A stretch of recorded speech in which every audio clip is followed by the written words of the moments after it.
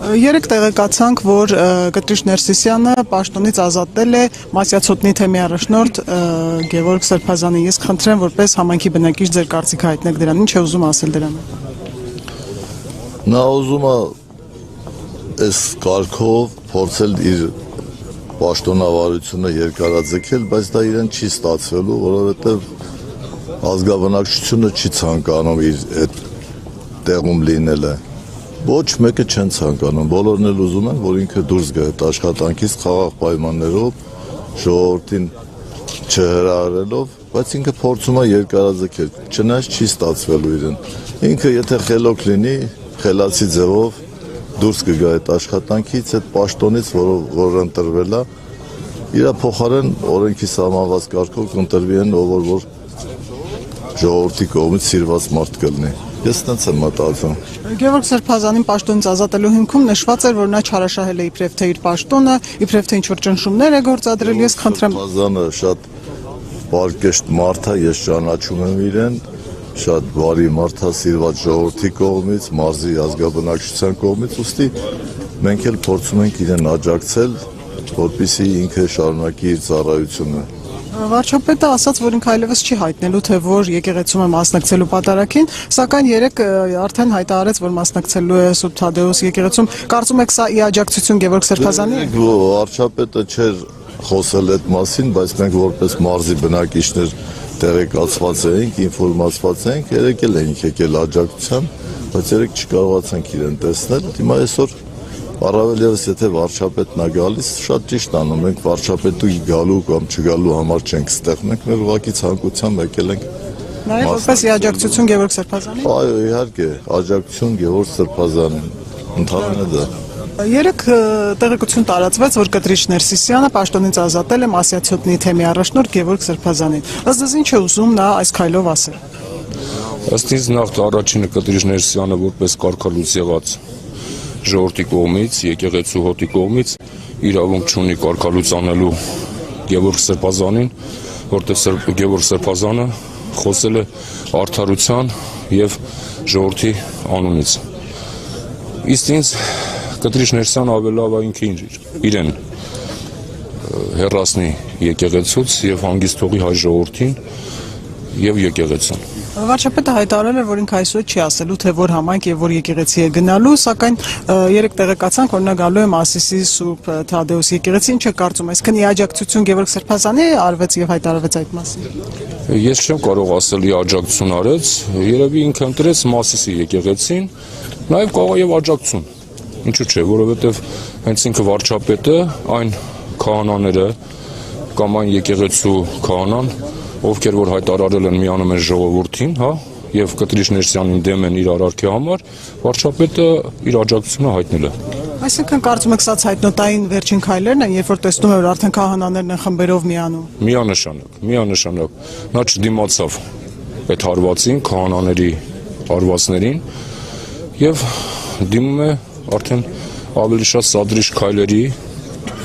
Ինձ թվում է, որ երկար չի տևելու եւ շատ շուտով հեռանալու է ինքը։ Եվ որպես մարզի բնակիչ կխնդրեմ ձեր կարծիքը հայտնել Գևորգ Սրբազանի մասին։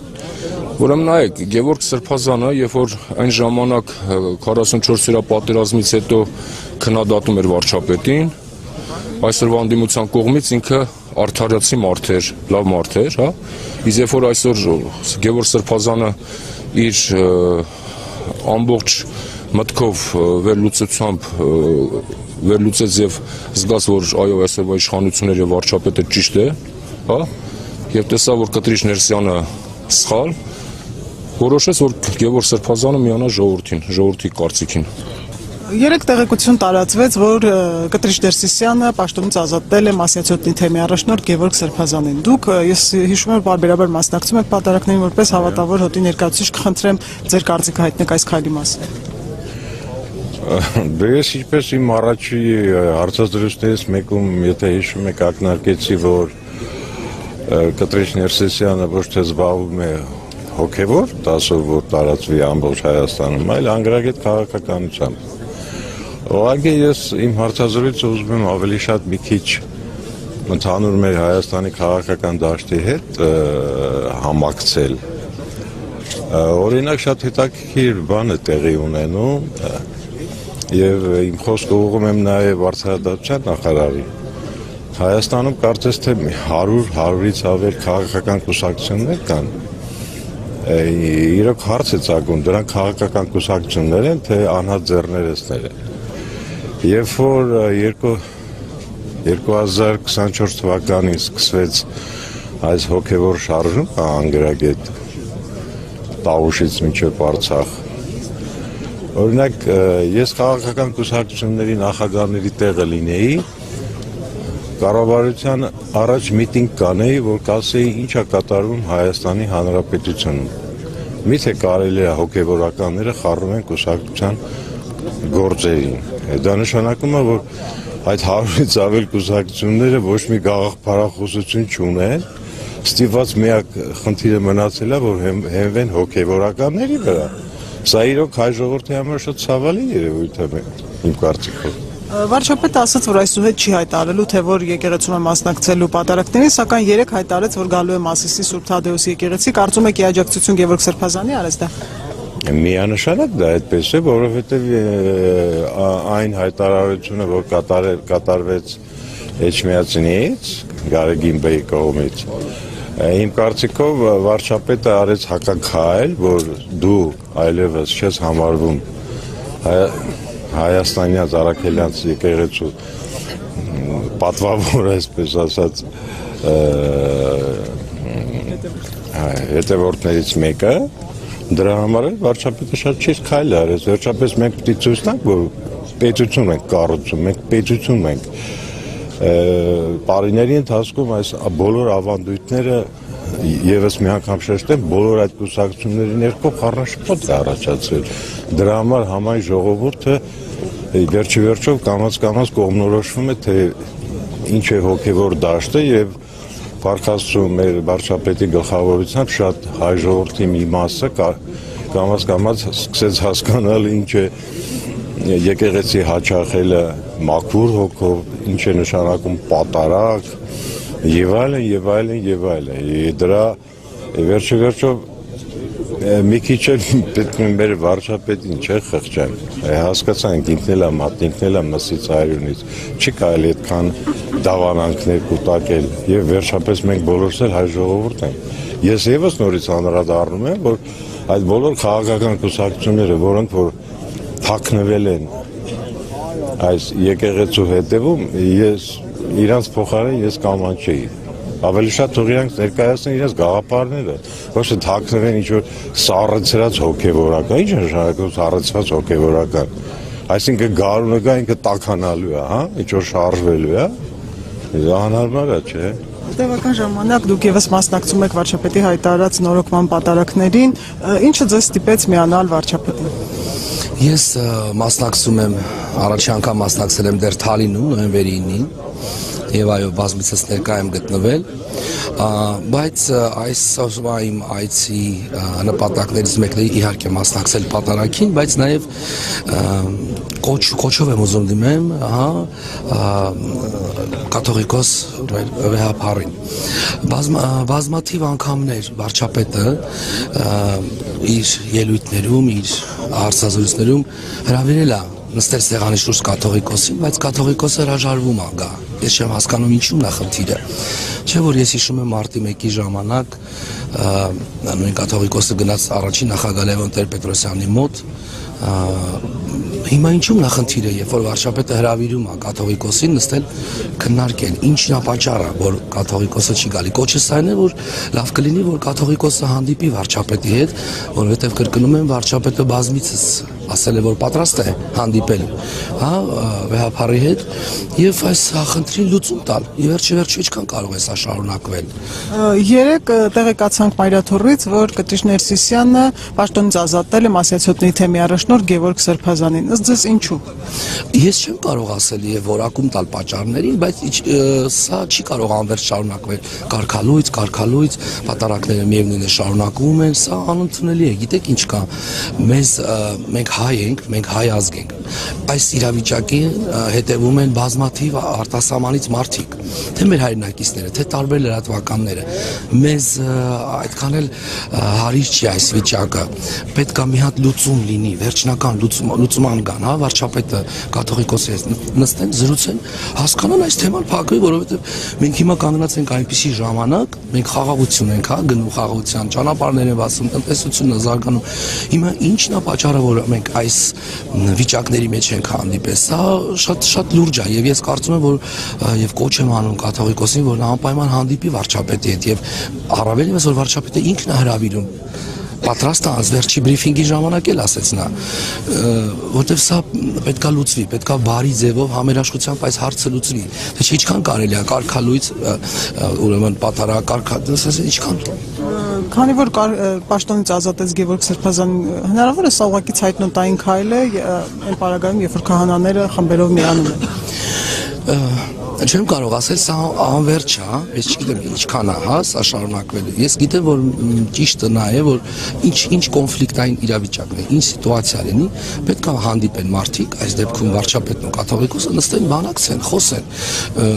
ինչ կպայմանավորեն, ոնց կպայմանավորեն, դա իրանք արդեն գիտեն, բայց մենք որպես ժողովուրդ, մենք արդեն այս իրավիճակից հոգնել ենք, սա տհաճ իրավիճակ է, մեզ սազական չի։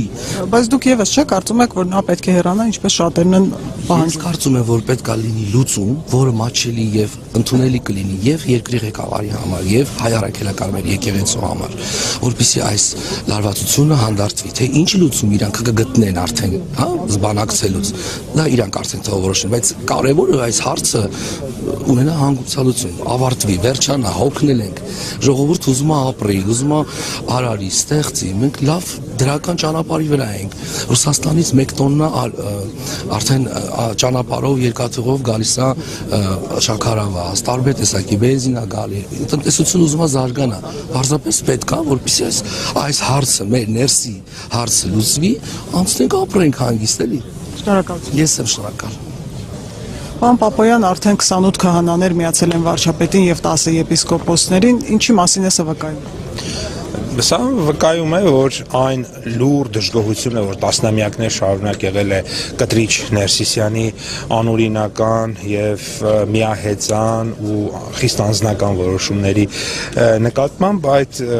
10 եպիսկոպոսներ եւ 28 քահանաները իրենց մեջ գտել են այդ համարձակությունը եւ դրա մասին խոսել են եւ կարեւոր է որպեսզի նաեւ այլ քահանաներ, այլ եպիսկոպոսներ եւս միանան այս օրակարգին, որովհետեւ սա ազգային անվտանգության հարց է։ Արդեն իսկ կարծում եմ կասկած չկա, որ այս մարդիկ օտարերկրյա այդ մարդիկ Կտրիչ Ներսիսյանի հետ փոխկապակցված անձինք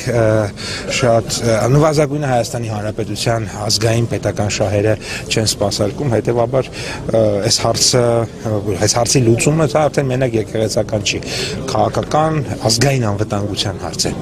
Նա չի շտապում հեռանալ եւ երեկ էլ պաշտոնից ազատեց Մասյացյոտնի թեմի առաջնորդ Գևորգ Սրբազանին։ Ինչու է սա անում։ Կտրիչը չի կարող մեկին պաշտոնից ազատել, որովհետեւ նա այդպիսի լիազորություն չունի։ Գևորգ Սրբազանը Մասյացյոտնի թեմի ղեկավարն է եւ շարունակելու է մնալ, այսօր էլ իր հանդիսապետությամբ լինելու է այստեղ պատարագ։ Կտրիչ Ներսիսյանը չունի իշխանություն եւ նրա որոշումները որևէ հետևանք չունեն ոչ մեկի համար, այդ թվում Գևորգ Սրբազանի համար։ Գևորգ Սրբազանը այսօր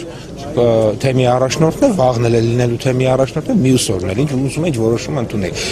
Երեք մեկն էլ բան էր որոշել էր, որ Արցախի հերոսի կոչումից զրկեր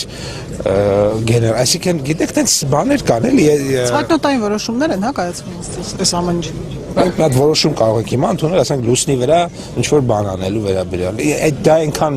իրավական ուժ ունի, կամ այնքան աբսուրդ է իմ կողմից այդ որոշումը հիմա լուսնի վրա ենթադրենք օրինակ շենքի թույլտվություն տալու կամ բիզնես գործունեություն ստեղծելու մասին, ինչքան Կտրիչ Ներսիսյանի կամ իմ նշած աբսուրդ թատրոնային դեպքերը։ Վարչապետը ասել էր, որ այսուհետ չի հայտնելու, թե որ եկեղեցում է մասնակցելու պատարագին, սակայն երեկան ասաց, որ մասնակցելու է Մասիսի Սուրբ Թադեոսի եկեղեցում, այսինքն սա կարելի է ասել նաև աջակցության ինչ որ քայլեր Գևորգ Սրբազանին։ Գևորգ Սրբազանը աջակցության կարիք չունի։ աջակցում են մարդկանց, ովքեր ունեն աջակցության կարիք։ Գևորգ Սրբազանը աջակցության կարիք չունի, Գևորգ Սրբազանը թեմի առաջնորդն է եւ պարզապես վարչապետը ցանկացել է գալ եւ մասնակցել պատարագի, որը տեղի ունենալ Գևորգ Սրբազանի հանդիսապետությամբ։ Նա տեղապահ է արդեն այս թեմում նշանակել, ինչ պիտի լինի այս իրավիճակում։ Տեղապահ։ Մենք այստեղ կտեսնենք Գևորգ Սրբազանին, մենք այստեղ կտեսնենք այն քահանաներին, ովքեր որ կզեղչեն այն մարդու անունով, արժանի չի ոչ չի եկեղեցում պատարագի ժամանակ։ Ուր է տեղապահը։ Տեսնենք որտեղ ալնելու, վաղը, մյուս օրը։ Միշտ Գևորգ Սրբազանը այստեղ ալնելու, բայց այդ տեղապահը ուր ալնելու ես չգիտեմ։ Էջմիածնի հաղորդագրության մեջ նաև նշված էր, որ իբրև թե Գևորգ Սրբազանը չարաշահել է իր առաջնորդի դերը, ճնշումներ է գործադրել, այսքան այսքան մարդու նկատմամբ ճնշում է գործադրվել մարզի համայնքի բնակիչներին։ Մտեք հարցրեք, էլի ում է ճնշում գործադրել։ Մենակ ին վրա ճնշում չի գործադրել, մենք որևէ մեկին գտնենք ում վրա ճնշում է գործադրել։ Գիտեք, ամեն մի հիմարության ոչ ենք բան պատասխանելու։ Հիմքում դա էր դրված։ Դե ասում եմ եկեք ապօրինի որոշումների հիմքում ինչ պետքա դնել, ես չեմ հասկանում։ Մեկնաբանության կարիք չկա, էլի այդ մարդ կաթողիկոս չի, հետեւաբար իր որոշումները գրոշի արժեք ունեն։ Գրոշից ներքև, գրոշը ինչ որ մի բան, ինչ որ մի գրոշ, երբ որ գրոշը եղել է փող, գրոշով ինչ որ մի բան հնարավոր է եղել գնել, այսինքն դա ինչ որ արժեք ունեցել է։